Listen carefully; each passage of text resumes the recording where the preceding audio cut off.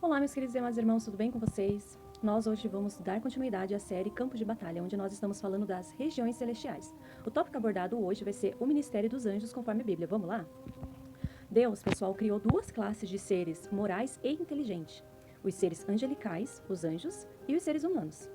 Dentre os primeiros, muitos pecaram, mas Deus decidiu não redimir nenhum dos rebeldes. Os que permaneceram fiéis atuam como agentes especiais de Deus, deslocando-se de um lugar ao outro para cumprir todas as ordens de Deus aqui na Terra. E agora nós iremos observar como que é esse deslocamento, como é essa ação dos próprios anjos aqui na Terra. Os anjos observam cada um de nós como cristãos, ou seja, a igreja do Senhor Jesus Cristo. Em Lucas 15:10, a alegria do Pai Celestial é tão grande ao receber um filho perdido que ele a compartilha com as criaturas celestiais. Então, em 1 Coríntios 4:9, o apóstolo Paulo afirma que nos tornamos espetáculos ao mundo, tanto a anjos como a homens. Isso significa que os anjos são espectadores dos eventos da vida de todos nós cristãos. As Escrituras claramente nos dizem que Deus envia anjos para nos proteger. Está lá em Salmos 91, do 11 ao 12. Logo mais, quando nós pedimos proteção, cuidado, o anjo recebe a ordem de Deus e ele vem nos proteger. Então, nós não podemos orar a anjos, nós não podemos ordenar a um anjo, falar, anjo da guarda, venha me proteger, porque ele não escuta seres humanos. Ele escuta somente ao Criador dele, que é o próprio Deus.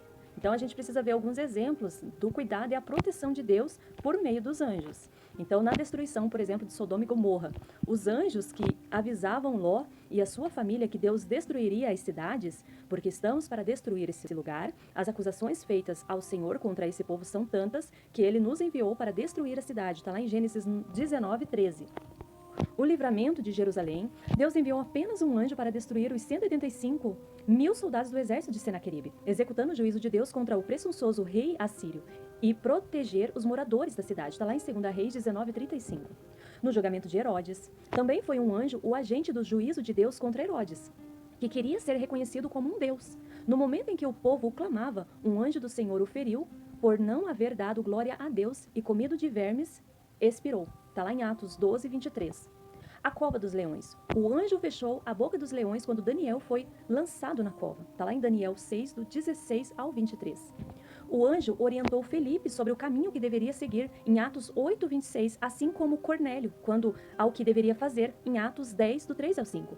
Após a gente analisar o ministério dos anjos na Bíblia, nós podemos afirmar que eles sempre estão atuando a serviço de Deus, conhecendo o inimigo, nomes e atividades. Aqui a gente vai entrar na passagem de Mateus 4, do 1 ao 10, para entender um pouquinho mais, tá? Então, muitas vezes a gente fica pensando o que exatamente é inimigo, né? O inimigo é o inimigo das nossas almas, assim como a palavra de Deus já traz.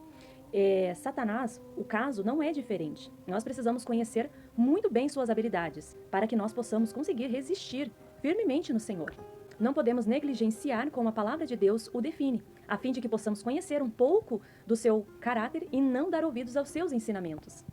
A origem de Satanás. O mais importante não é saber como começou, mas como agir e como tudo isso também vai terminar, que está lá em Apocalipse 20:10. A Bíblia lá menciona nomes pelos quais Satanás é conhecido. Por meio do significado de cada um, podemos conhecer um pouco mais sobre o seu caráter. Vamos lá? Acusador, está lá em Apocalipse 12:10. Deus deste século, em 2 Coríntios 4:4. Dragão e serpente, Apocalipse 19, Apocalipse 12:9. Diabo, está em 1 Pedro 5:8. Maligno, Mateus 13:38. Mentiroso e pai da mentira, João 8:44. Príncipe deste mundo, João 12:31. Príncipe da potestade do ar, Efésios 2:2. Satanás, opositor e adversário, Zacarias 3:1. Sedutor, Apocalipse 20:10, tentador, Mateus 4:3 e Lúcifer, Isaías 14:12. Esses vários nomes do inimigo indicam as várias faces do seu caráter e a multiplicidade de suas estratégias de ação contra cada cristão. Quais são as atividades do inimigo? O próprio nome de Satanás, como a gente já viu, define algo sobre sua personalidade. Origina-se do hebraico Satã, que quer dizer adversário.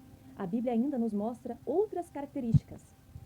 No início, ele enganou, no princípio da humanidade, Eva. Está lá em Gênesis 3, do 1 ao 7. E 2 Coríntios 11, 3. Mas receio que, assim como a serpente enganou a Eva com sua astúcia, assim também seja corrompida a nossa mente e se aparte da simplicidade e pureza devidas a Cristo. Arma ciladas para os filhos de Deus. Está em 1 Coríntios 21, 1. Opõe-se aos servos do Senhor. Está lá em Zacarias 3, 1. Tentou o Senhor Jesus, está lá em Mateus 4, do 5 ao 6. Arrebata o coração de alguns a palavra de Deus semeada, está lá em Marcos 4, 15. Promove desobediência, Efésios 2, 2. Induz os servos do Senhor a pensar de forma carnal, Mateus 16, 23 e Atos 5, 3. E Gálatas 5, do 19 ao 20. Transforma-se em anjo de luz, aqui é muito perigoso. 2 Coríntios 11, 14. Trabalha para impedir o avanço do evangelho. Em 1 Tessalonicenses 2, 18. Ou seja, ele esparrama, ele faz divisões, ele não permite que nós possamos multiplicar, ele não permite que a obra do Senhor possa ser frutífera ao ponto de todos os dons, todas as situações, o fruto do Espírito em cada pessoa estejam avançados, porque ele impede isso acontecer, tanto na unidade, templo do Espírito, como na unidade igreja, corpo de Cristo. Realiza sinais e prodígios para enganar a muitos, 2 Tessalonicenses 2, 9 e Apocalipse 13, 13. O diabo, ele só age até onde Deus permite, como um cão feroz, que só ataca até onde a coleira o permite ir. Amém? Graça e paz do nosso Senhor Jesus Cristo que vive.